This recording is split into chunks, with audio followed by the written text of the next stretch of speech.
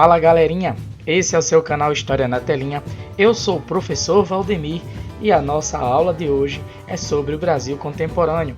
Nós vamos falar dos governos pós-ditadura militar, pós-regime militar, né, de Sarney, também de João Figueiredo, na verdade, até os dias de hoje, né, até mais recentemente com o governo Bolsonaro. Então vem comigo que nós vamos aprender.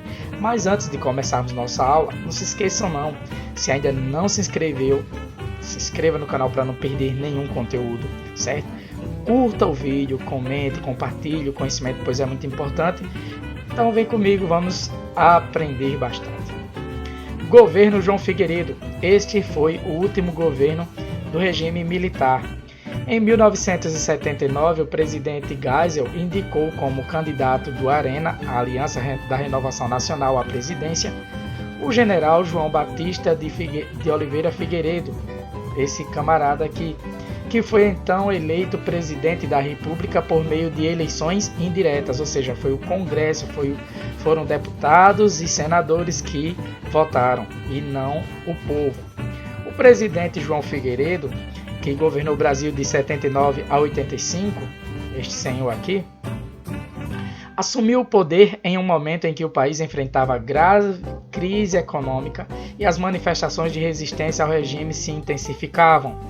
Uma delas foi a greve dos metalúrgicos do ABCD paulista, que começou em 13 de março de 1979, 2 dias antes da posse do presidente Figueiredo. Inicialmente, os operários exigiam reajuste de salários, mas com a evolução do movimento, passaram a exigir também liberdades democráticas. A liderança dessa greve coube ao Sindicato dos Metalúrgicos de São Bernardo do Campo e Diadema, presidido à época por Luiz Inácio da Silva, o Lula. E aqui nessa foto você tem Lula se dirigindo a palavra para cerca de 60 mil trabalhadores do ABCD paulista, do estádio de Vila Euclides, em São Bernardo do Campo, em 79.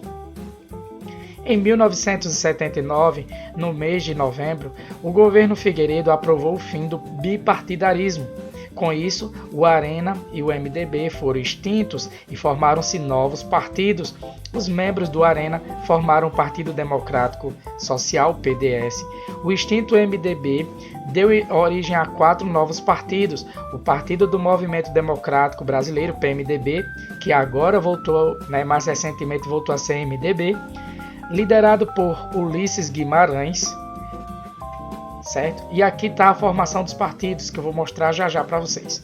O Partido Popular, PP, encabeçado por Tancredo Neves, o avô de Aécio Neves.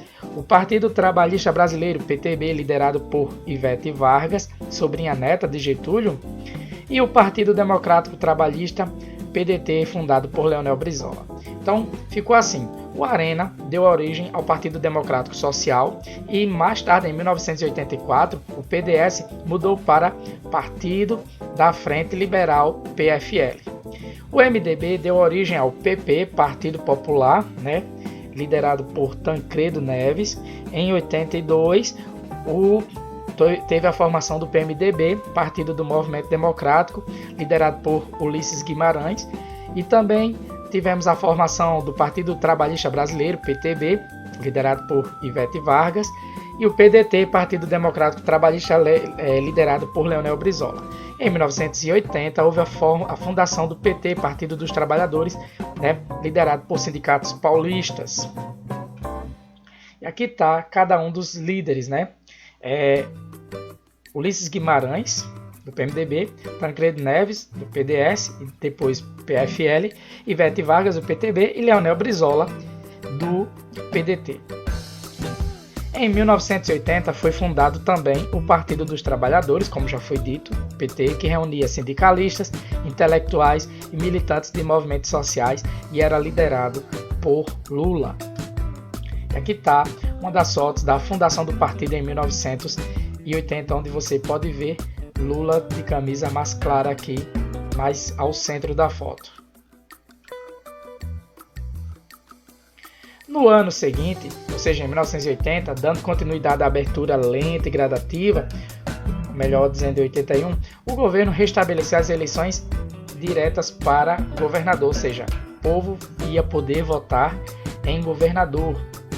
Em 1982, em meio à crescente impopularidade do regime militar, a oposição venceu as eleições para o governador, em estados como São Paulo, com Franco Montoro, do PMDB, Minas Gerais, Tancredo Neves, do PMDB, Paraná, José Richa, do PMDB, e Rio de Janeiro, Leonel Brizola, do PDT. Animada com esse resultado, a oposição fortaleceu seu ideal de votar para presidente. E aqui está os eleitos, no estado do Rio, Minas Gerais, São Paulo e Paraná. Em março de 1983, o deputado pelo Mato Grosso, Dante de Oliveira, do PMDB, propôs uma emenda constitucional que estabelecia eleições diretas para presidente da República. E aqui está o deputado Dante de Oliveira. A emenda Dante de Oliveira logo ganhou popularidade, uma grande popularidade na verdade, e inspirou a campanha das diretas já. Eleições diretas, o povo votando para escolher presidente, a mais popular da República. Um comício realizado em São Paulo, em 27 de novembro de 1983, alavancou a campanha por eleições diretas para presidente da República.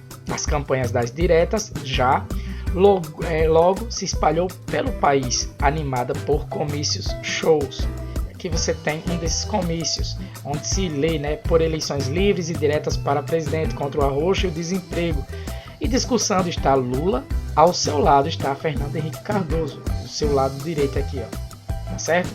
Então, apesar de sua enorme popularidade, a emenda Dante de Oliveira foi boicotada pelo governo militar e não conseguiu 2/3 do Congresso Nacional exigido para sua aprovação, o que resultou em uma frustração para a maioria dos brasileiros. Com isso, a eleição para a presidência da República continuou sendo indireta. Em 1985, a presidência foi disputada por Paulo Maluf, candidato do regime militar, e Tancredo Neves, candidato da Aliança Democrática. Então, você tinha o candidato do regime militar, Paulo Maluf, e Tancredo Neves, o da oposição. Lembrando, Tancredo Neves era avô de Aécio Neves. Tancredo Neves venceu com grande folga, 480 votos contra 180 do seu concorrente Paulo Maluf, mas não chegou a assumir, pois foi hospitalizado em 14 de março, véspera da posse, e devido a complicações posteriores, morreu em 21 de abril de 1985. Governo José Sarney.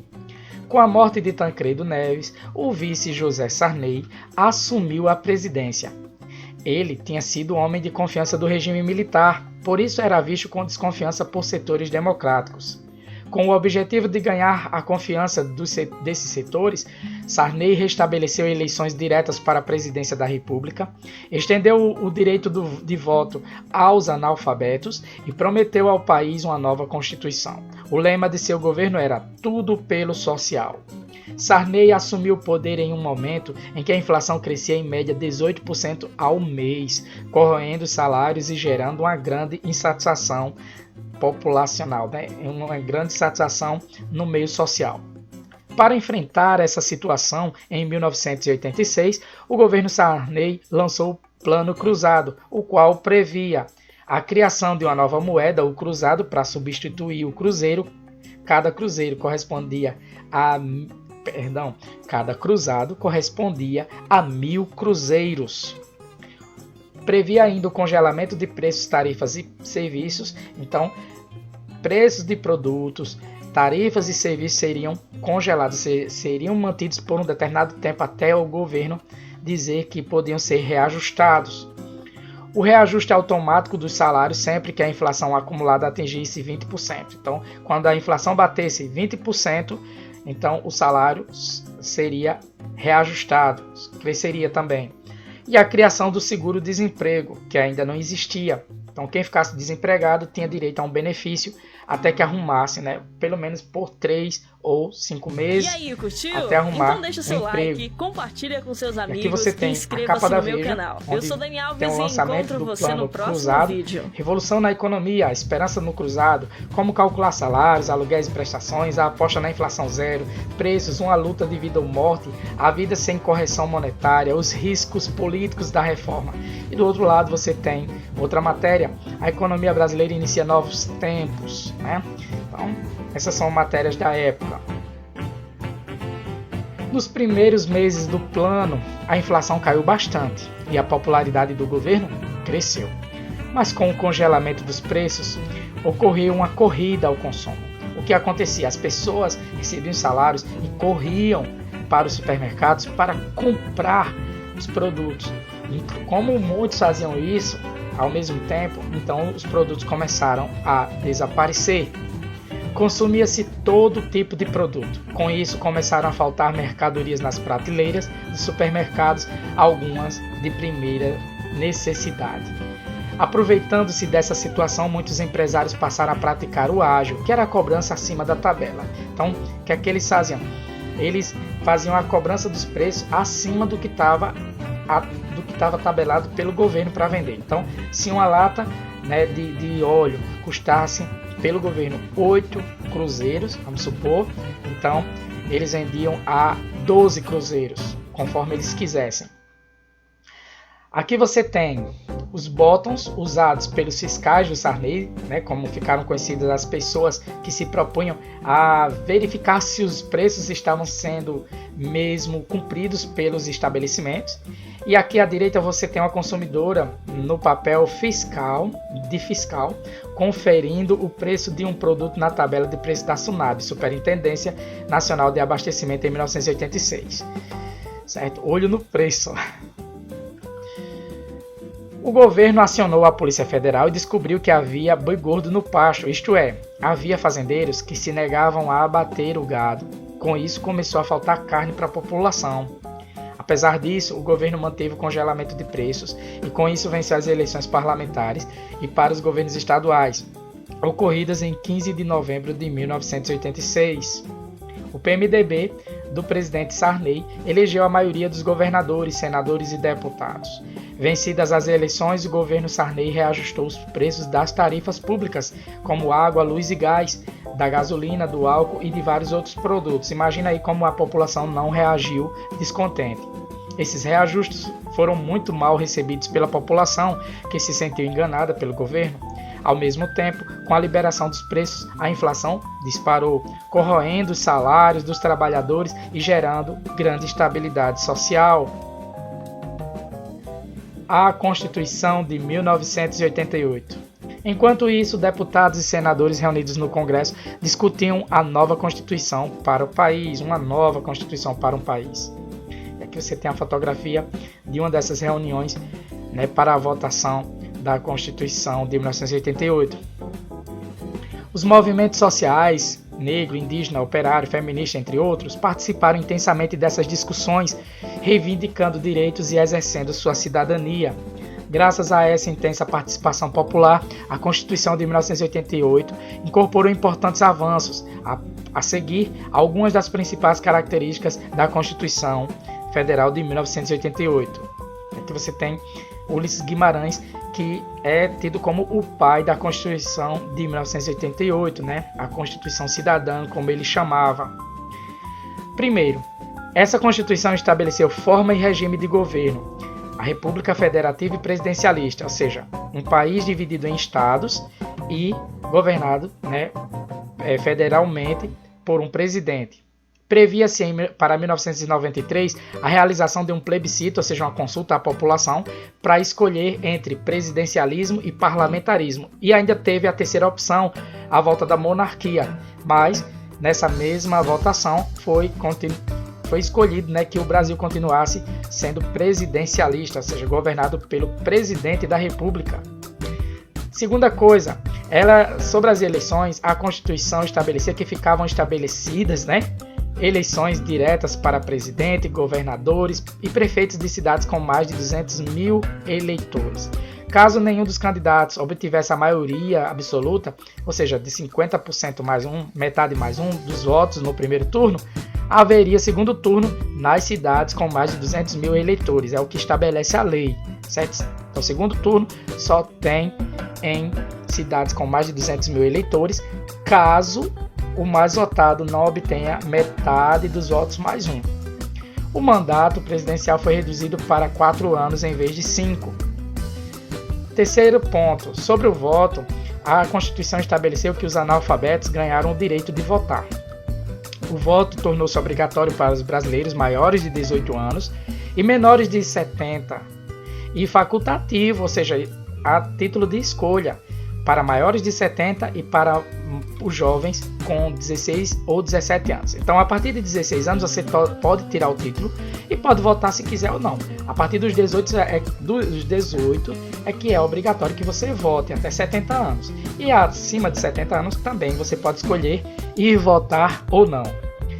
Sobre a legislação de trabalho, a Constituição estabeleceu a jornada semanal, que passou de 48 horas para 44 horas semanais de trabalho. O trabalhador com registro em carteira obteve direito a um abono ao sair de férias, ou seja, durante o mês de férias ele tem, além do salário, tem direito ao chamado terço de férias para ajudar, a ele aproveitar mais as suas férias. Também foram garantidos o seguro-desemprego, aquele benefício para quem perde o emprego por 3 ou 5 meses. E o 13º salário para os trabalhadores. O demitido sem justa causa obteve o direito de receber o correspondente a 40% do saldo do Fundo de Garantia por Tempo de Serviço, FGTS. A licença maternidade passou para 120 dias, ou seja, 4 meses, e criou-se a licença paternidade de 5 dias. Então, o papai, que a esposa tivesse ganhado seu filhinho, então ele teria 5 dias para aproveitar com seu bebezinho. Sobre os povos indígenas, a Constituição estabeleceu a participação dos índios nos trabalhos da Constituição, que foi vitoriosa, e o artigo dessa Constituição, o artigo 231, reconheceu aos indígenas os direitos originários sobre as terras que tradicionalmente ocupam.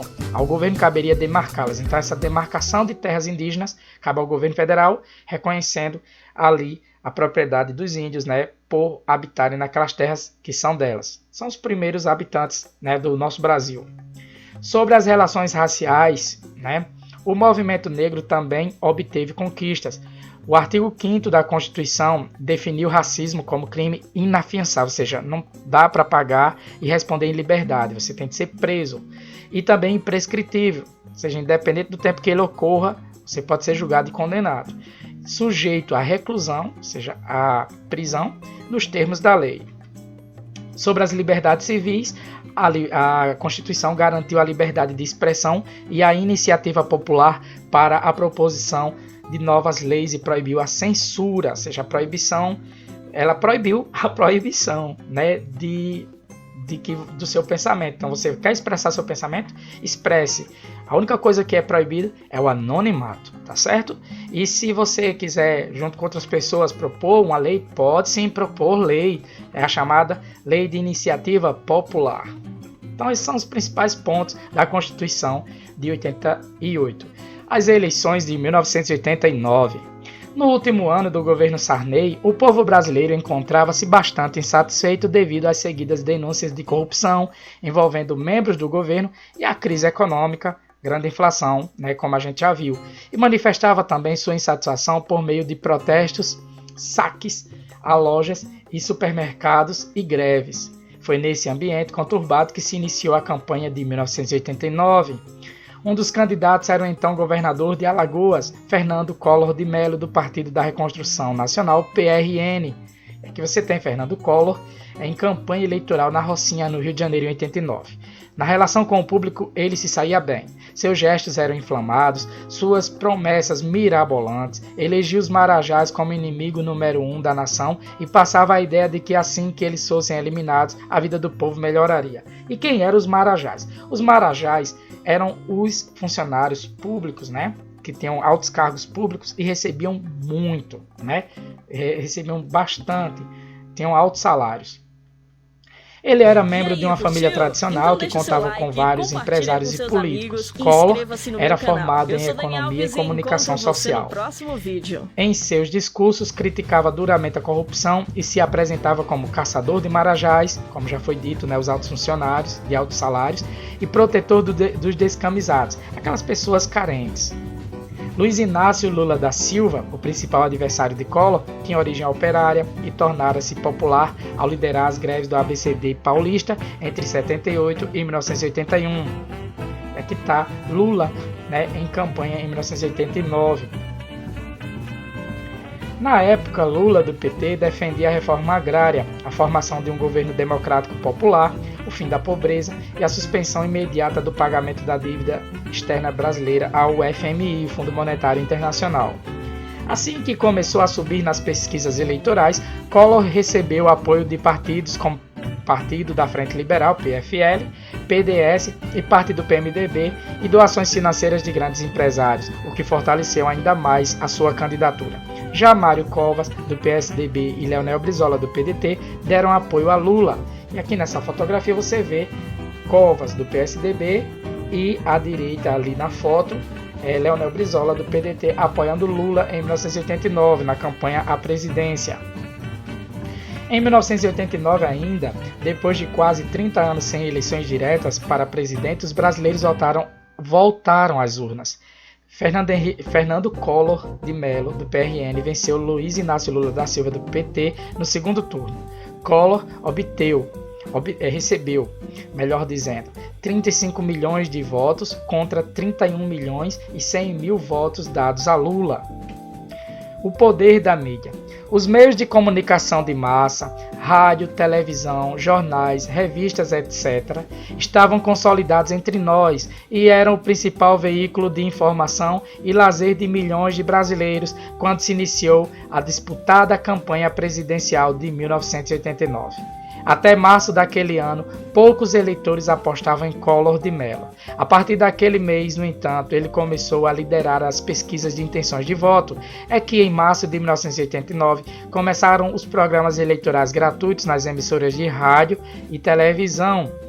Daí Collor, que conhecia o poder da TV e sabia utilizá-lo a seu favor, começou a subir nas pesquisas. Então, alguns pesquisadores vão atribuir à eleição de Fernando Collor, a sua habilidade ao lidar com o público, o seu traquejo na oralidade, o seu bom vocabulário e, enfim, ele sabia como chegar, e convencer as pessoas. Então, alguns vão atribuir isso a ele. Outros vão ainda dizer que houve uma influência da grande mídia que estava interessada na eleição de Collor. Então, grandes canais de comunicação, como a Globo ou jornais, teriam influenciado nessas eleições para a vitória de Collor porque tinham interesses com ele. Pois bem, governo Collor. Quando Collor assumiu o poder em 15 de março de 1990, a inflação acumulada em 12 meses, ou seja, em um ano, tinha atingido o alarmante índice de 1.764,8% ao ano. Prometendo que resolveria o problema da inflação com um só tiro, o novo presidente lançou o Plano Collor, e aqui você tem o lançamento do Plano Collor, por sua ministra da Economia, Zélia Cardoso, ok? E esse plano estabelecia o quê?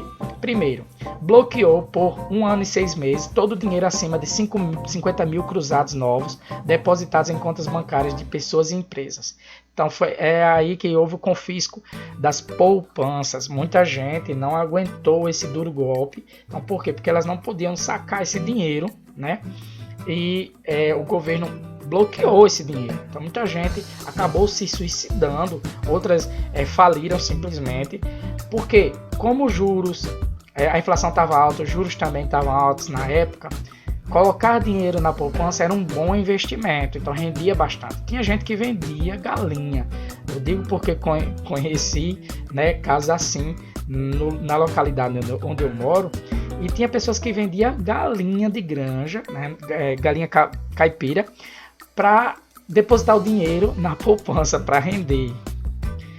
O plano congelou os preços, como fez Sarney, mas eles não aprenderam que essa lei, né, da oferta e da procura do mercado, ela não pode ser quebrada. Ela foi ignorada por Sarney e novamente ignorada agora por Collor, né, no seu plano, e eles não aprenderam a lição. Demitiu funcionários públicos e elevou os impostos. O plano elevou os juros com o objetivo de diminuir o consumo. Quanto mais juros, mais as pessoas tendem a consumir menos, né? Menos as pessoas tendem a consumir. Iniciou o processo de privatização, isto é, a venda de empresas estatais e particulares a particulares. E também eliminou vários impostos sobre a importação, ocasionando a entrada de uma enxurrada de produtos estrangeiros no Brasil, de brinquedos a automóveis. Hoje encontramos em muitas lojas ou barracas de camelôs espalhados por todo o país produtos de várias partes do mundo, brinquedos da China, roupas da Índia, baterias elétricas das Filipinas, entre outros.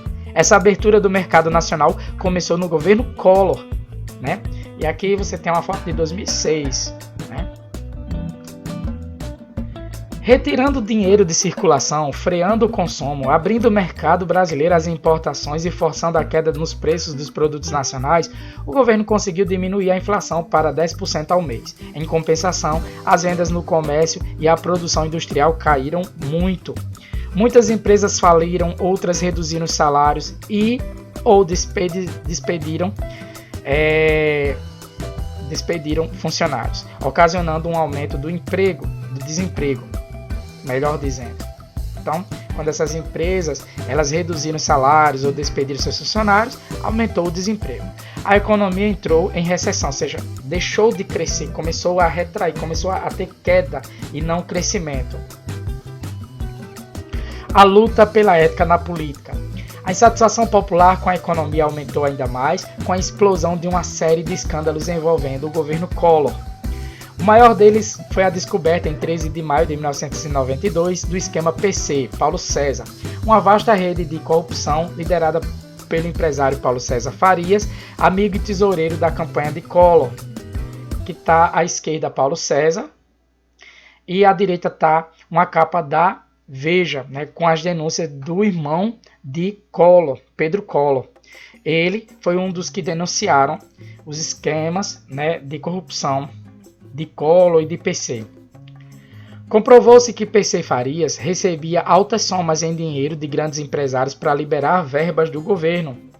Parte desse dinheiro ia para as contas fantasmas e era usado para pagar as despesas pessoais de Collor e seus familiares e amigos.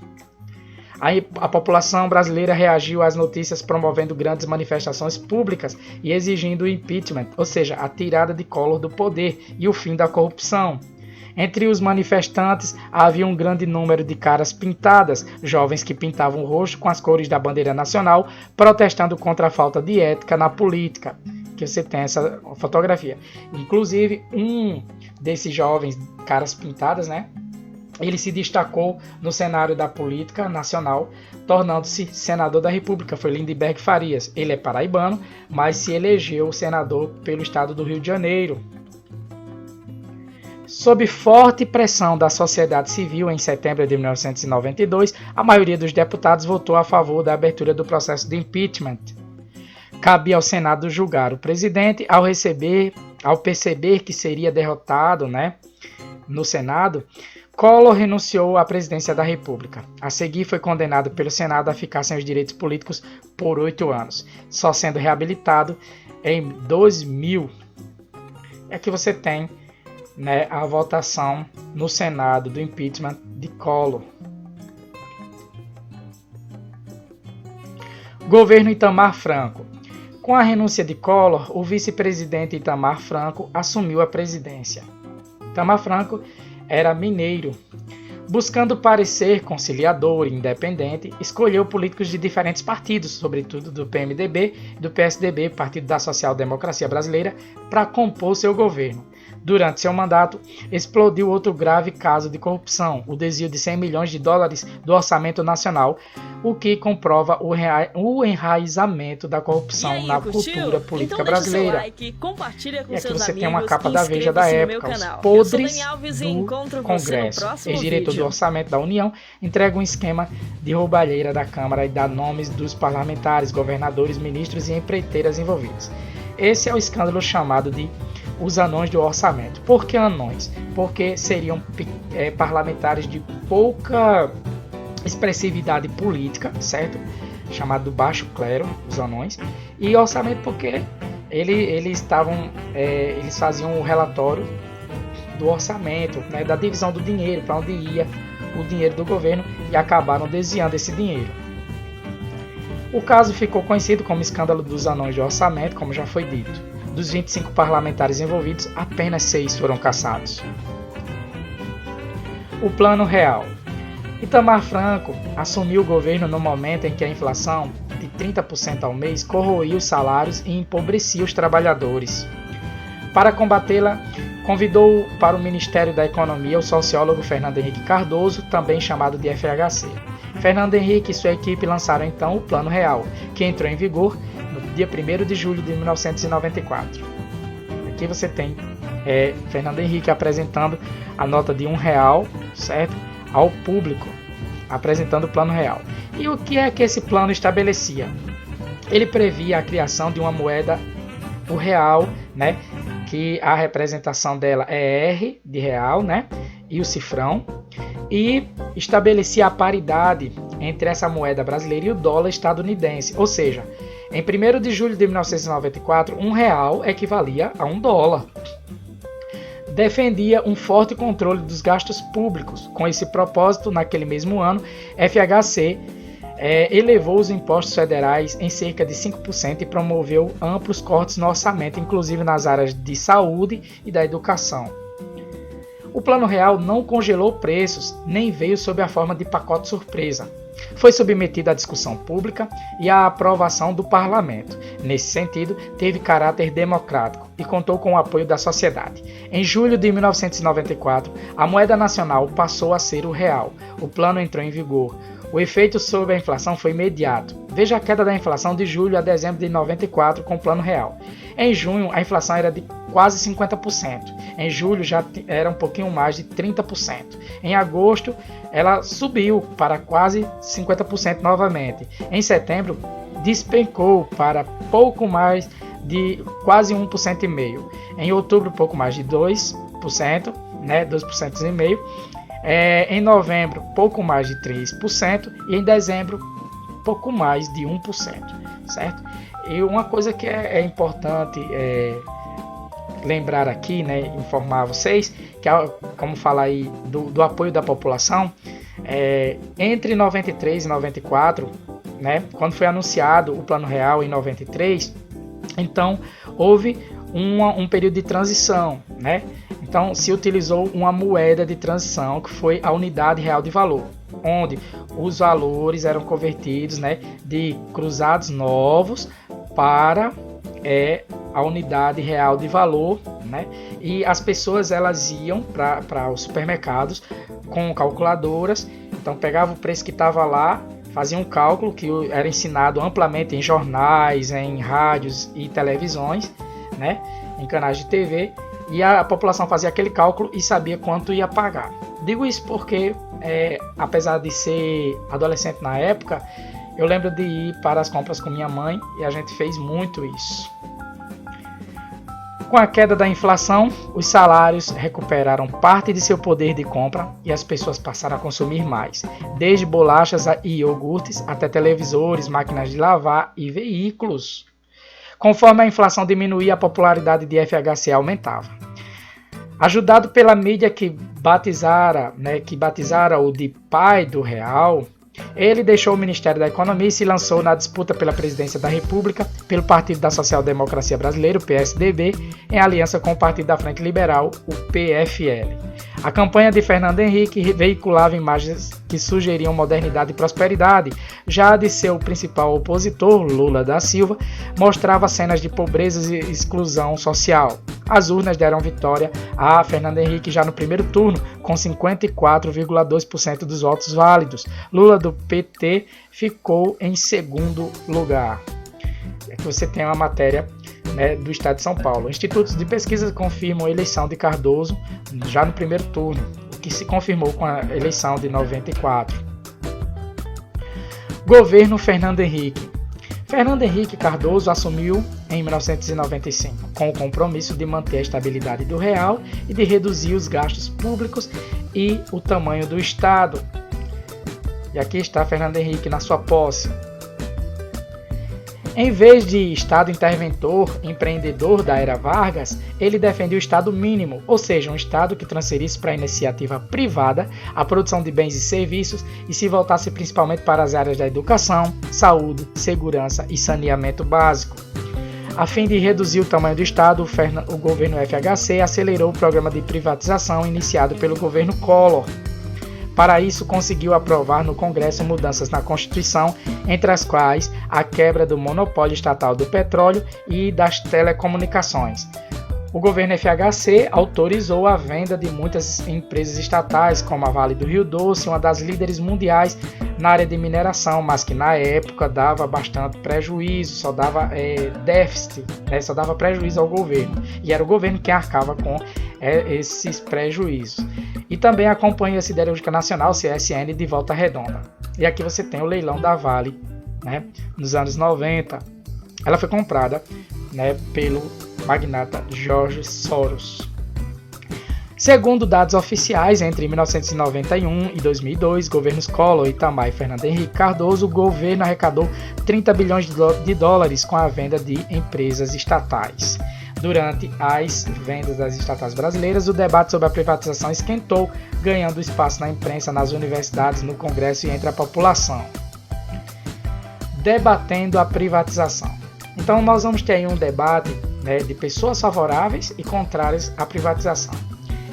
Você tem aqui nessa foto à esquerda o leilão da privatização da Light na Bolsa de Valores. McDowell, Leite de Castro, presidente da Light, vibra, né, aqui esse senhor, quando o ministro José Serra, que está aqui com o martelo, bate o martelo, observado por Fernando Optis e Danilo Ferreira, leiloeiro que segura o microfone.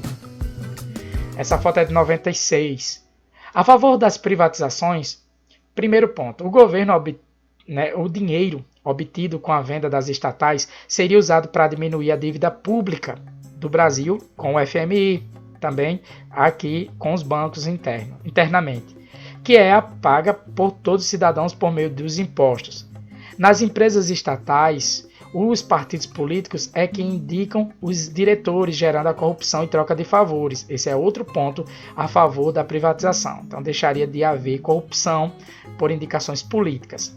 Terceiro, a função do Estado não é administrar siderúrgicas, ferrovias e empresas de aviação, mas de cuidar de educação, saúde e segurança pública. Quarto ponto, nas mãos da iniciativa privada, as empresas se tornariam mais eficientes e conseguiriam oferecer à população bens e serviços de melhor qualidade. E de fato, quando houve a privatização das telecomunicações em 1999, né, muita gente pôde ter finalmente acesso a uma linha telefônica, pois essa era muito cara, somente pessoas de classe média alta ou, né, classe alta é que podiam ter acesso a, né, as linhas telefônicas. Era um serviço que demorava para você conseguir, caro, e outra coisa, quando caía dava maior problema. Então, com a privatização, houve uma abertura de mercado, várias empresas, concorrência gerando melhores serviços, não tão bons, né, na verdade, mas bons serviços em relação às empresas estatais e também preços melhores, preços mais competitivos. Já contra as privatizações, esses são os 4 principais argumentos. O dinheiro das privatizações não serviu para diminuir a dívida pública. Durante o governo FHC, a dívida pública aumentou, porque o governo não equilibrou as contas, continuou gastando. Com as privatizações, as tarifas dos serviços públicos, água, luz, aumentaram, prejudicando o consumidor, mas os serviços melhoraram e o aumento não foi tão significativo. A venda das estatais liquida parte preciosa do patrimônio brasileiro, provoca a desnacionalização da economia e perda de soberania. E finalmente, com a privatização de empresas estratégicas, serviços como os de telefonia e de fornecimento de energia pioraram e ficaram mais caros. O que não é verdade, porque, como eu já disse para vocês, tanto serviço de energia elétrica como de telefonia melhoraram bastante. Hoje, se cai o serviço telefônico, que pouca gente usa, né? Mas vamos falar de internet. Se cai o serviço de internet, de telefonia móvel, celular, eles consertam dentro de menos de um dia. Mesma coisa acontece com o serviço de fornecimento de energia elétrica. O segundo mandato de FHC. Fernando Henrique também conseguiu aprovar no Congresso em 1997 a emenda constitucional que permitia a reeleição do presidente da República, de governadores e de prefeitos. E aqui você tem Fernando Henrique negociando com os congressistas essa medida de reeleição, né? A emenda à Constituição que permitia a reeleição para os cargos majoritários. E apoiado na aliança com o partido, né, da Frente Liberal, PFL, de Antônio Carlos Magalhães, Fernando Henrique obteve 55% dos votos nas eleições presidenciais de 1998, vencendo Lula pela segunda vez, no primeiro turno também. No segundo mandato, a FHC continuou adotando uma política neoliberal de abertura às importações, dando continuidade ao programa de privatizações e de juros altos, a fim de atrair capitais estrangeiros, ou seja, mais dinheiro de investidores lá de fora. Com os juros altos, as empresas diminuíram seus investimentos na produção e despediram funcionários, o que aumentou muito o desemprego, como aconteceu anteriormente em outros governos. Os efeitos da crise, especialmente o aumento do desemprego, elevaram a insatisfação do povo e engrossaram a oposição ao governo FHC, tanto no Congresso quanto nas ruas. O governo FHC teve de enfrentar também a oposição de governadores, a exemplo de Itamar Franco, de Minas Gerais, que queriam renegociar a dívida de seus estados com o governo federal, também de partidos como PT, PCdoB, PDT e PSB, que geralmente votavam contra o governo no Congresso, e de movimentos sociais como o Movimento dos Trabalhadores Rurais Sem Terra, o MST, que defendia a reforma agrária imediata. E aqui você tem uma fotografia que mostra, né, o Movimento Sem Terra lá em Brasília, protestando contra o governo FHC. Apesar disso, ao longo de 8 anos, o governo FHC promoveu importantes avanços, sobretudo nas áreas de educação, do controle do gasto público e da saúde. Na educação, ocorreu um grande aumento do número de crianças na escola. Em 1994, a porcentagem de crianças de 7 a 14 anos fora da sala de aula era de 12%. Em 2002, passou a ser de 3%. A taxa de analfabetismo entre brasileiros com mais de 10 anos de idade, que era de 15% em 95, caiu para 11% em 2001. Foi aprovada também a Lei de Diretrizes e Bases da Educação, a LDB, em 1996, que introduziu importantes mudanças no sistema educacional brasileiro, de modo a elevar sua qualidade. Em 1995, sob a inspiração do professor Cristóvão Buarque, governador do Distrito Federal, foi gestado o programa Bolsa Escola, que provia o pagamento de uma renda mínima a famílias pobres que garantissem a frequência das crianças na escola. Então, aqui nessa fotografia, você tem o governador da época, né, Cristóvão Buarque, do Distrito Federal, durante o lançamento do programa Bolsa Escola na cidade satélite de Paranoá, né, em 1995. E era muito comum você ver crianças nas ruas, né, sem ir para a escola e tudo mais, até indo pedir para ajudar os pais em casa. A pobreza era muito grande, principalmente no início, na primeira metade da década de 90. Em 2001, o programa foi adotado pelo governo Fernando Henrique, que por meio dele beneficiou mais de 5 milhões de famílias. No tocante ao controle de gasto público, uma importante iniciativa do governo FHC foi a aprovação, em 2000, da Lei de Responsabilidade Fiscal. Essa lei proíbe o administrador público, seja prefeito, governador ou presidente de gastar mais do que arrecada o ente. Então, o prefeito não pode gastar mais do que a prefeitura arrecada, o governador não pode gastar mais do que o estado arrecada, nem o presidente pode gastar mais do que o país arrecada em impostos. O desrespeito a essa lei prevê graves punições, que vão desde a perda dos direitos políticos até o pagamento de multas e a prisão dos infratores. Na saúde, o programa de combate à AIDS, adotado pelo governo, tornou-se referência mundial. O índice de mortalidade infantil caiu significativamente em 1994, era de 38,4 mortes por 1.000 nascimentos. Em 2001 passou a ser 28,6 mortes por 1.000 nascimentos. No campo social, o total de famílias sem terra assentadas em 1994 era de 218 mil. Ao final dos 8 anos de governo de FHC, havia subido para 688 mil famílias assentadas. O governo Lula. Nas eleições presidenciais de 2002, o vencedor foi Luiz Inácio Lula da Silva, da coligação liderada pelo PT, e o segundo colocado foi José Serra, do PSDB. Aqui você tem Lula na sua posse ao lado de sua falecida esposa, Marisa Letícia. Lula ficou com 61,27% dos votos válidos, enquanto Serra obteve 38,73% nessa votação do segundo turno. Era a primeira vez que um líder saído dos meios operários chegava à presidência da República do Brasil. Ao assumir o governo, Lula criou novos ministérios, como o Ministério Extraordinário de Segurança Alimentar e Combate à Fome, e secretarias, como a Secretaria Especial de Políticas para as Mulheres e a Secretaria Especial de Políticas de Promoção de Igualdade Racial. E anunciou como prioridade de seu governo o programa Fome Zero, cujo objetivo era garantir a todos os brasileiros uma alimentação adequada em termos de qualidade, quantidade e regularidade. Esse programa Fome Zero não durou nem a metade do primeiro mandato do governo Lula. O programa combinava políticas estruturais, como a intensificação da reforma agrária, com políticas específicas, como a melhoria da merenda escolar e o programa Bolsa Família. Implantado em 2004, o Bolsa Família é o resultado da unificação de 4 outros programas criados pelo governo FHC. Cartão Alimentação, Bolsa Escola, Bolsa Alimentação e o Auxílio Gás.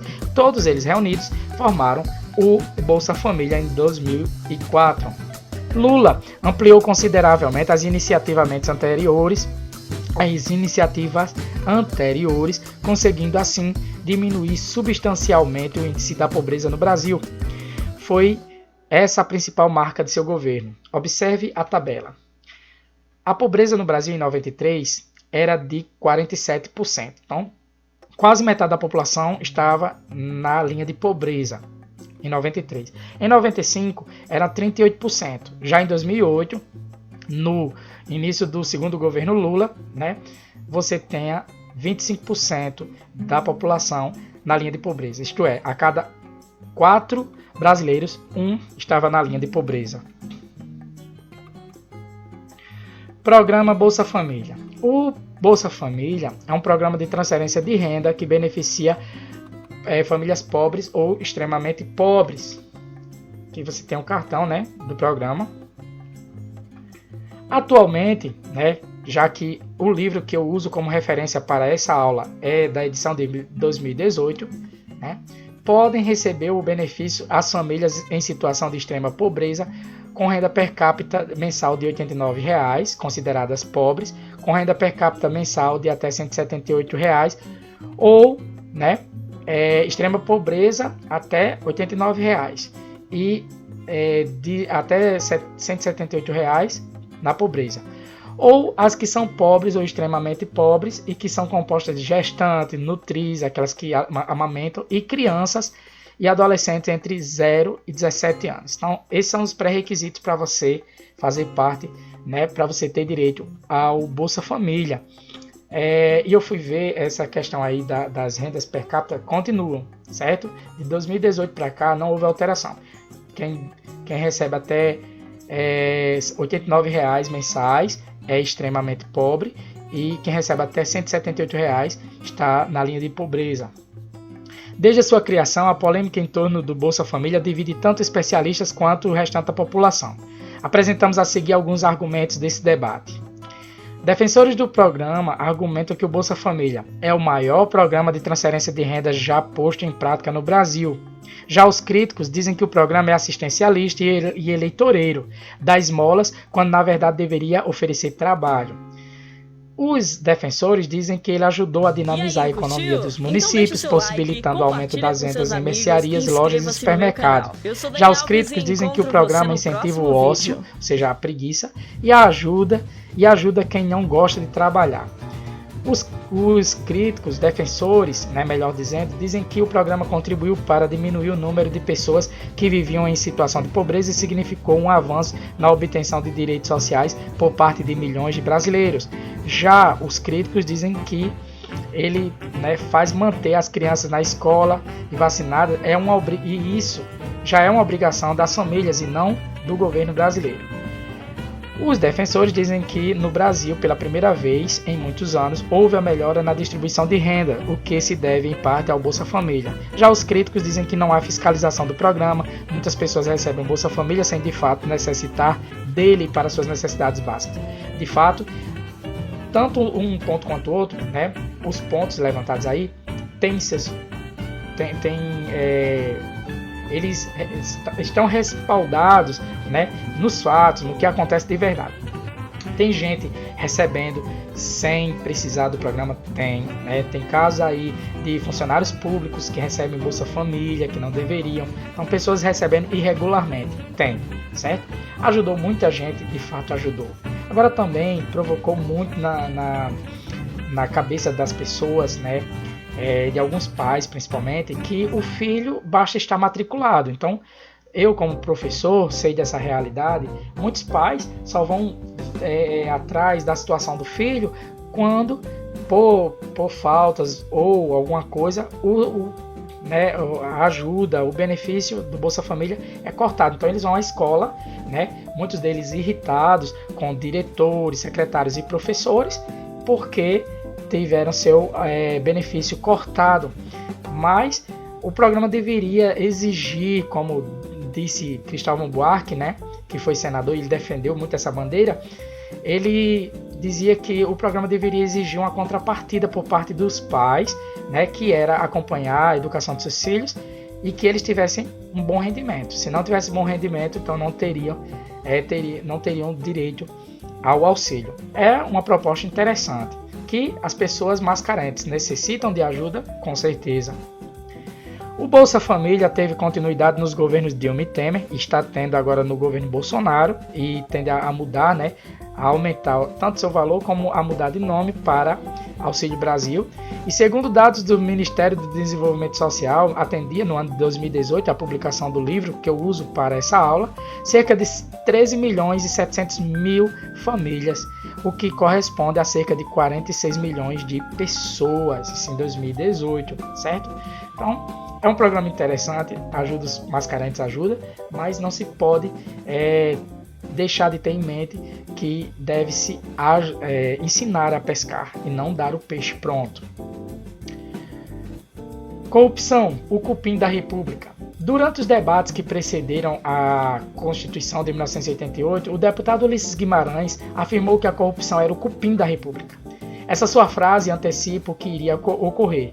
Todos os governos eleitos depois de ele ter pronunciado a frase, de Collor a Temer, na verdade até o presente, sofreram acusações de corrupção.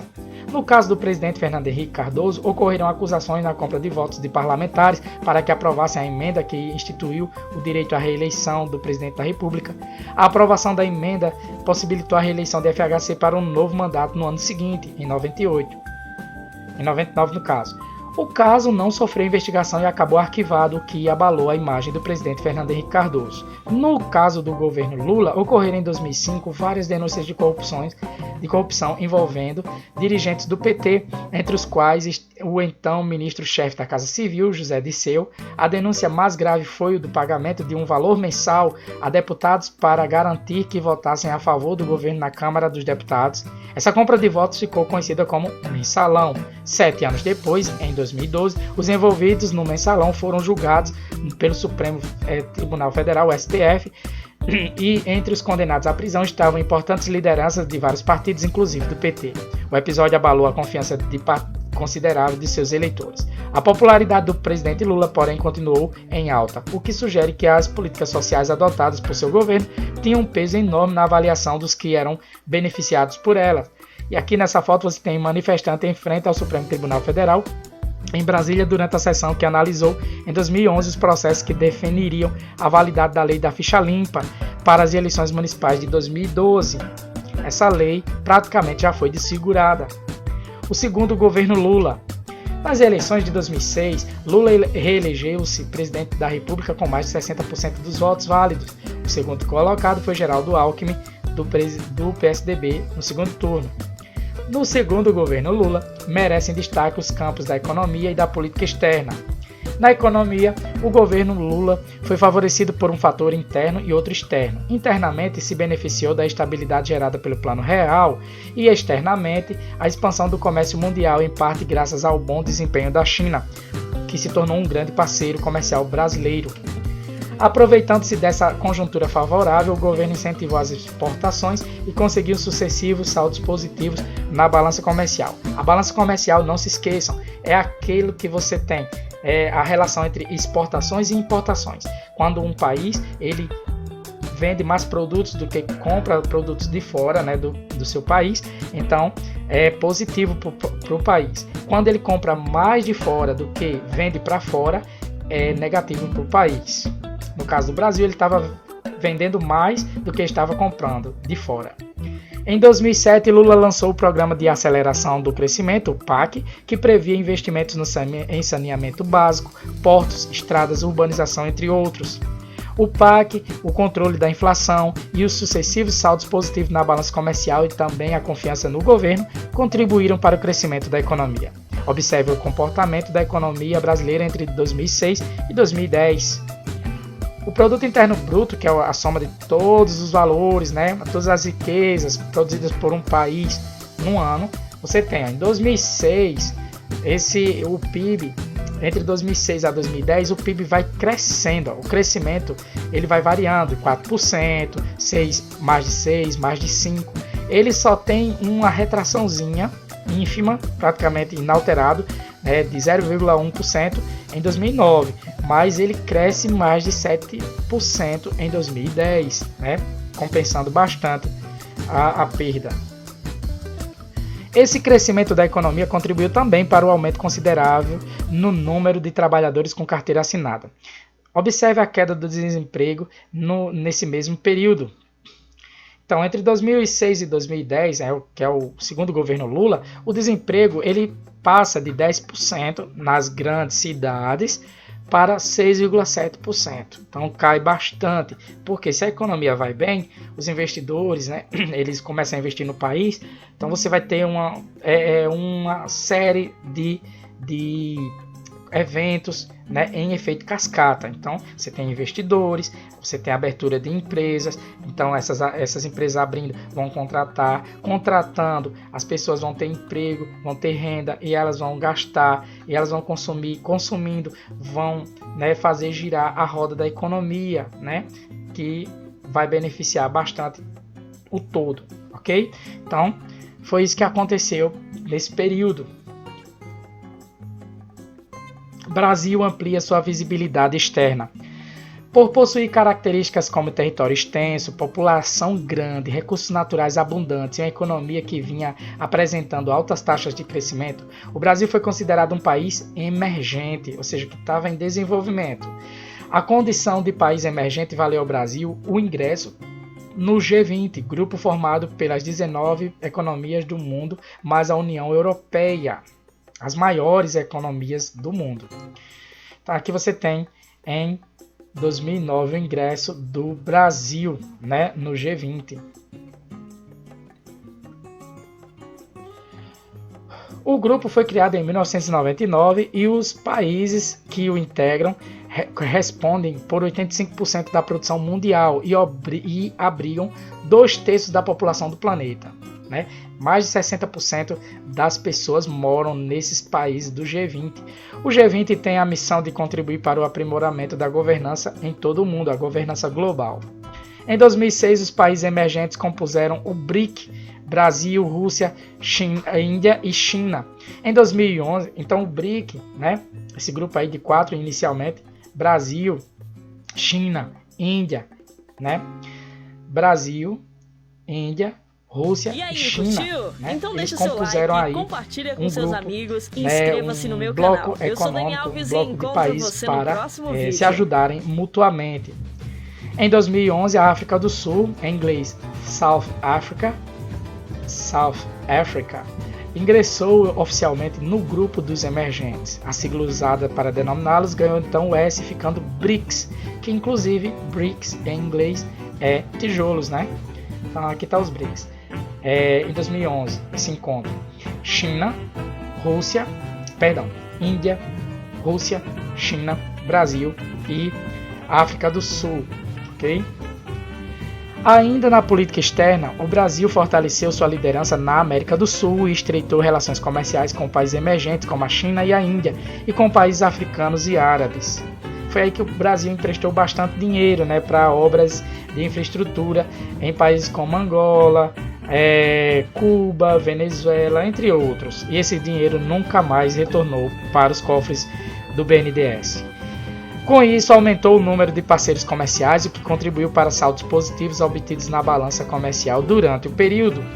No campo educacional, merecem registro, por um lado, o crescimento dos níveis de escolarização, que já vinham aumentando desde o governo FHC, e, por outro, a criação do programa Universidade para Todos, o ProUni, que concedia bolsa de estudo a jovens de famílias de baixa renda, permitindo que eles cursassem a universidade. Os resultados obtidos pelo governo Lula na economia, na área social e na política externa contribuíram para elevar sua popularidade. Ele terminou seu mandato com mais de 80% de aprovação, conseguindo com isso influenciar as eleições presidenciais de 2010, que deram a vitória à sua candidata, a candidata apoiada por ele, Dilma Rousseff, do PT. Ela obteve 56,05% dos votos válidos contra 43,95% dados a José Serra, do PSDB, no segundo turno em 2010. Governo Dilma Rousseff. Ao tomar posse em janeiro de 2011, a presidente prometeu manter a inflação controlada, a estabilidade econômica e aumentar os investimentos no plano de aceleração do crescimento PAC, que prevê a realização de obras de infraestrutura em aeroportos, portos, estradas, entre outros. Aqui está Dilma na sua posse, fazendo a leitura do seu juramento. No campo social, prometeu que seu governo forneceria bolsas de estudo para jovens que cursam o ensino médio profissionalizante, o Pronatec, e que investiria no programa Minha Casa Minha Vida, que é um programa de habitação para famílias de baixa renda. E aqui você tem tanto Dilma participando de um evento do Pronatec, um programa que visava dar ensino profissionalizante a jovens do ensino médio, e à direita você tem Dilma tirando foto com populares que estavam recebendo sua unidade no Minha Casa Minha Vida, o programa de habitação do governo federal. No início do mandato de Dilma, a crise externa, iniciada nos Estados Unidos em 2008, atingiu também a União Europeia, diminuindo o mercado para os produtos brasileiros. Já aqui no Brasil, a falta de investimentos em portos, estradas e aeroportos brasileiros dificultava o crescimento da economia. As crises externa e interna se refletiram nos números do governo Dilma. Nos 2 primeiros anos de seu governo, o crescimento do PIB foi tímido, 2,7% em 2011 e apenas 1% em 2012. Para compensar as perdas decorrentes da crise externa e animar a economia, o governo tomou uma série de medidas, o governo Dilma. Aumentou os investimentos no PAC, Plano de Aceleração do Crescimento, desonerou o setor produtivo, especialmente automobilístico, a fim de estimular a produção, a venda e o emprego nesse setor. Então, Dilma tirou vários impostos, zerou os impostos para esses produtos ficarem mais baratos. Promoveu várias quedas nas taxas de juros Selic. Em março de 2013, chegaram a 7,5%. Ampliou e diversificou seus parceiros comerciais, enquanto diminuiu as exportações brasileiras lá para os Estados Unidos e a União Europeia, cresciam as destinadas à China e também aqui ao Mercosul, que o Brasil compõe com Argentina, Paraguai, Uruguai. E também iniciou um programa de concessões em aeroportos, rodovias, ferrovias e portos em meados de 2012, com o objetivo de melhorar a qualidade dos serviços. As manifestações de 2013, a voz das ruas. Apesar dessas medidas, o terceiro ano do governo Dilma se iniciou com queda na atividade econômica. Para agravar a situação, Dilma tinha dificuldade de negociar com os líderes dos diferentes partidos e, por isso, não conseguia aprovar seus projetos. Nesse contexto crítico, em junho de 2013, o Brasil sediou a Copa das Confederações. Os gastos com essa Copa e com a Copa do Mundo, programada para o ano 2014, geraram protestos contra o governo. Os manifestantes reclamavam da falta de investimento na educação. Saíam com cartazes com dizeres como "Me chama de Copa e investe em mim". E aqui você tem. Entre maio e junho de 2013, milhares de brasileiros saíram às ruas para protestar contra o aumento de passagens de ônibus. Então, na fotografia nós vemos manifestantes do movimento Passe Livre em São Paulo, capital. E na faixa está escrito: se a tarifa não baixar, a cidade vai parar. Essa manifestação nasceu quando se aumentou 20 centavos na passagem, 20 centavos na época era um considerável aumento, e eles exigiam que o transporte público fosse gratuito, entre aspas, mantido com os impostos, sem a população pagar a mais por isso. E aqui você tem um desses cartazes que foi falado: "Me chama de Copa e investe em mim, assina educação, assina saúde". Nesse mesmo ano, os protestos iniciados em São Paulo contra o aumento da passagem de ônibus se transformaram em uma onda gigante de manifestações que se espalhou pelo país todo. No dia 17 de junho, aconteceram protestos em várias capitais e na esplanada dos ministérios em Brasília, como a gente pode ver nessa fotografia icônica. Foi o único momento que eu vi o povo tomar realmente o Congresso. Foi esse momento aí, essa noite. E foi bem tenso, porque muitos depredaram também, quebraram vidraças. Foi bem tenso. Com o crescimento do movimento, os manifestantes aprofundaram e diversificaram suas reivindicações, passando a criticar os baixos investimentos em educação e saúde, a violência policial, a corrupção e os gastos governamentais com a Copa do Mundo. Os manifestantes propunham, entre outras coisas, a democratização da política. Segundo estudiosos, os protestos populares de junho de 2013 no Brasil revelaram algumas características importantes que vamos listar aqui. Primeiro, não havia grandes partidos e sindicatos. Então, todos os partidos e sindicatos que tentaram se infiltrar nas manifestações foram rechaçados, foram expulsos. Também houve o uso intensivo de redes sociais para mobilizar e organizar os protestos. Eu me lembro que se marcava, tanto no antigo Orkut, que na época ainda estava na ativa, mas também no emergente Facebook, as pessoas marcavam ali, formavam grupos para marcar esses protestos. Também houve a presença significativa de um grande número de jovens entre os manifestantes, quebrando o mito do desinteresse da juventude pela política e a capacidade de esses movimentos reunirem pessoas de diferentes camadas sociais. Havia pobres, ricos, classe média baixa, classe média alta, havia negros, brancos, havia mulheres, homens, havia héteros, homossexuais, havia gente de todo tipo nessas manifestações, e cada um exigindo aquilo que achava mais importante para o país. Operação Lava Jato e eleições presidenciais.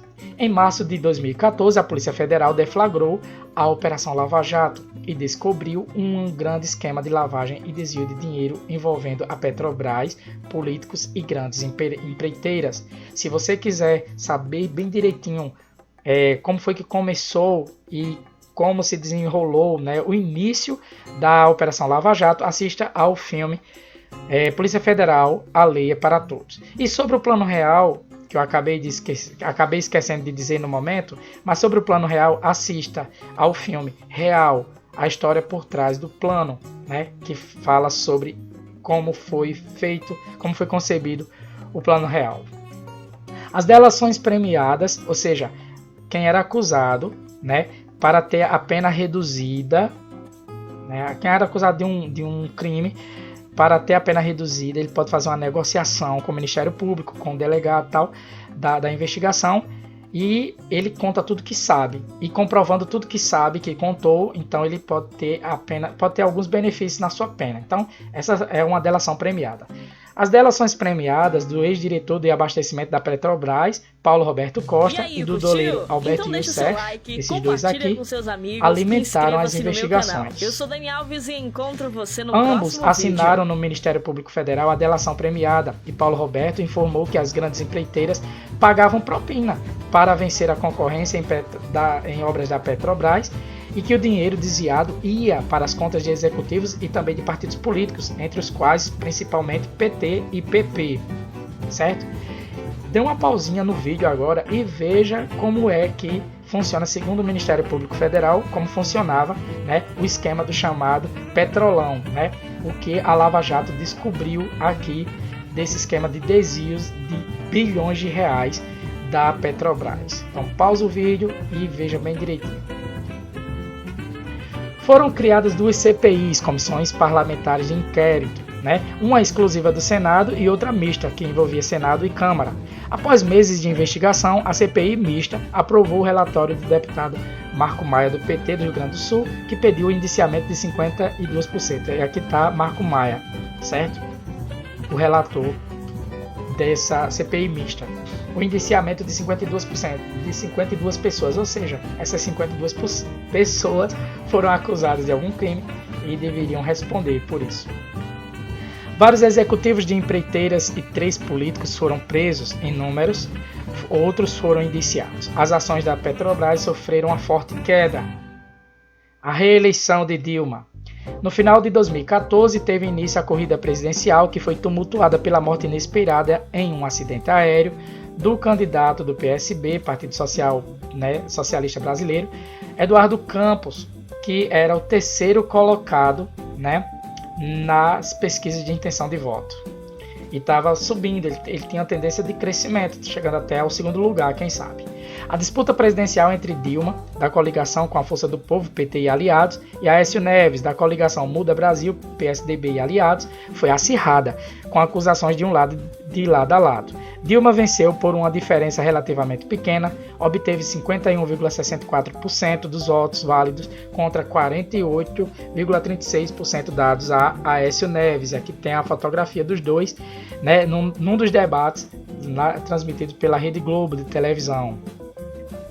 No início de 2015, a equipe econômica chefiada pelo ministro da Fazenda, Joaquim Levy, certo? Esse senhor aqui, disposta a reduzir o gasto público e a equilibrar as contas do governo, se esforçava em não aprovar um pacote fiscal, né? Se esforçava em vão, eles queriam aprovar, mas isso foi em vão. Aprovar um pacote fiscal no parlamento visando a retomada do crescimento econômico e a geração de empregos. Dilma não conseguiu aprovar. O impeachment de Dilma. No decorrer de 2015, a situação se agravou. O Brasil apresentou um PIB negativo de 3,8%, né, caiu bastante.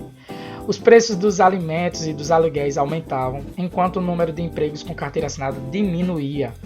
No parlamento, a presidente perdia aliados e não conseguia aprovar seus projetos. Em clima de crise econômica e política, no final daquele ano, né, de 2015, a oposição deu entrada no pedido de impeachment, acusando a presidente de crime de responsabilidade. E qual era o crime que acusaram Dilma? Disseram que ela tomou empréstimos com bancos públicos, né, Caixa e BNDES, né, para cobrir alguns gastos do seu governo. E esses créditos suplementares não foram aprovados pelo Congresso. E isso fez com que era proibido pela Lei de Responsabilidade Fiscal, né, uma das proibições. A sociedade se dividiu. De um lado estavam os manifestantes favoráveis ao impeachment da presidente, de outro, os que defendiam sua permanência no governo.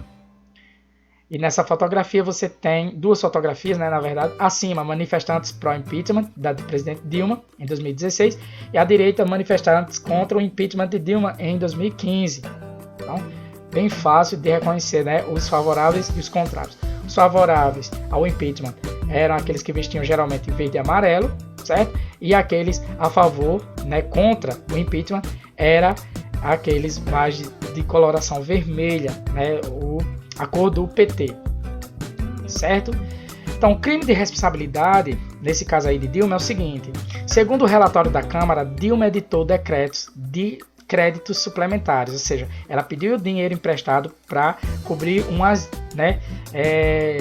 contas que não fechavam, precisavam ser fechadas, precisavam ser cobertas, e não, ela pediu esses créditos, esses empréstimos, só que não foi com autorização da Câmara dos Deputados e do Senado Federal.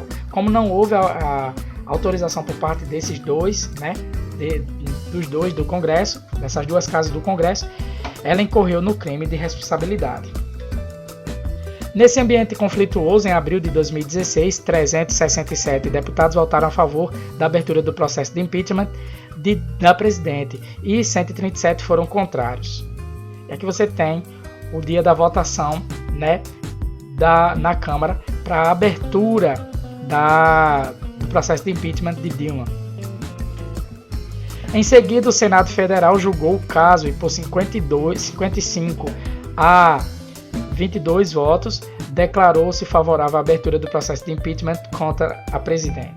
A presidente Dilma então foi impedida e o vice-presidente Michel Temer, do PMDB, assumiu a presidência da República.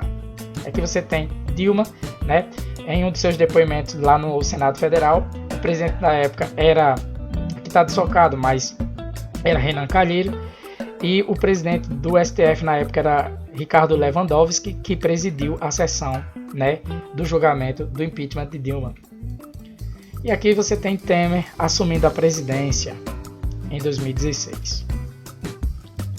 E por falar em Temer, governo Temer. Rapidamente, esse conteúdo, a partir de agora, foi produzido por mim, não está no livro, porque o livro ele foi editado em 2018, então não tem muito do governo Temer, aliás, não tem quase nada, e não tem nada do governo Bolsonaro.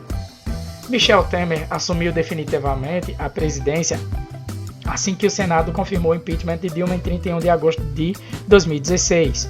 Seguindo a linha de equilíbrio das contas públicas, Temer promoveu cortes em orçamentos, bem como mandou para o Congresso propostas de importantes reformas. A reforma trabalhista em 2017 aprovada e a reforma previdenciária que não chegou nem a ser votada. Ainda em 2017, gravações que sugeriam articulações de Temer para manter o silêncio do ex-presidente da Câmara, Eduardo Cunha, ex-aliado seu, preso acusado de corrupção, abalaram a imagem dele, de Temer, que não conseguiu apoio popular nem político para prosseguir com as reformas. Mas mesmo assim ele conseguiu terminar o seu mandato, em 2018. Em 2019 ele chegou a ser preso por essas acusações, mas ele foi solto pelo STF. O governo Bolsonaro. Vencedor das eleições de 2018, com 57,7% dos votos válidos no segundo turno, Jair Bolsonaro assumiu a presidência em 1º de janeiro de 2019. Inicialmente priorizou o critério técnico para a indicação de seus ministros. Então, geralmente, o presidente vinha indicando mais aqueles amigos políticos, indicados políticos para ter aliados políticos para aprovar os seus projetos. Só que Bolsonaro ele foi mais na linha de colocar pessoas com qualificação técnica para determinados cargos. Por exemplo, no Ministério da Economia, que substituiu o Ministério da Fazenda, um economista, para o Ministério da Ciência, um astronauta, para o Ministério da Justiça, um juiz, e assim por diante. O grande marco de seu governo foi a aprovação da reforma da Previdência, que havia sido planejado em governos anteriores, inclusive com o apoio massivo demonstrado em manifestações pelo Brasil em 2019. Bolsonaro ele tinha esse desafio de manter a linha reformista que vinha com Temer. Temer conseguiu a reforma trabalhista, mas ainda tem outras 3. São 4 grandes reformas que o Brasil precisa, segundo os especialistas, para que sua economia ela se fundamente e cresça. A primeira foi realizada em 2017, a reforma trabalhista, que tirou muitos entraves que impediam o crescimento de emprego, a geração de emprego no Brasil. A segunda foi aprovada, que é a reforma previdenciária, que também impediu que a Previdência entrasse em colapso, porque só vinha dando prejuízo, então evitou-se que esse rombo na Previdência continuasse crescendo, mas ainda faltam a reforma tributária para diminuir tributos e impostos, né, e assim melhorar o ambiente econômico brasileiro, e também a reforma administrativa, que é diminuir o tamanho do governo, né, eliminar alguns cargos desnecessários, diminuir alguns salários e assim também dar uma sustentabilidade maior ao Estado. Então são essas 4 reformas que o governo Bolsonaro conseguiu. Uma delas, né, com a de Temer já são 2, faltam 2 ainda que estão sendo debatidas. Atualmente está sendo debatida a reforma tributária e a administrativa, né? Com a pandemia de Covid-19, né, no ano passado, em 2020, e a resistência de negociar politicamente com os congressistas e líderes partidários que estavam acostumados, Bolsonaro acabou experimentando alguns entraves e derrotas em matérias votadas no Congresso, além de clara oposição do Supremo Tribunal Federal, o STF. É que é o seguinte, Bolsonaro foi mais uma linha, só vou nomear quem eu quiser, eu tenho o poder de nomear, demitir. Só que o jogo político vinha sempre dessa forma. Os líderes partidários, eles vinham negociando sempre com os presidentes, seus indicados em determinados cargos, ministérios principalmente, para dar apoio político. O Bolsonaro se recusou, então muita coisa não andou na Câmara e no Senado. Atualmente a Câmara é mais favorável ao presidente. Já no Senado, o presidente do Senado ele se mostra mais resistente a certas matérias que favorecem o governo, o governo que ele propõe. Já no STF, toda medida que o governo toma é judicializada, principalmente por partidos de esquerda, e os ministros têm concedido razão, têm dado ações favoráveis a essas ações contrárias ao governo. O governo também tem continuado na linha de privatizações, certo? E fala até em privatizar a Petrobras e também tem dado, como é que se diz? Tem dado um enfoque grande na questão infraestrutural, tem se destacado nessa área, com, por exemplo, a conclusão das obras, da transposição do Rio São Francisco, lá levando água para o interior do Nordeste, dentre localidades aqui na minha Paraíba. Pois bem, pessoal, essa foi nossa aula. Foi um pouco longa porque o assunto é longo mesmo, são vários governos, desde 1979 até este ano. Então espero que vocês tenham gostado. Se gostaram, deixem seu like. Não se esqueçam de se inscrever no canal para ficarem por dentro de todo o conteúdo aqui postado, certo? Comentem, compartilhem o conhecimento, pois é importante. Lembre-se que estudar é preciso. Um forte abraço, fiquem com Deus e tchau, tchau.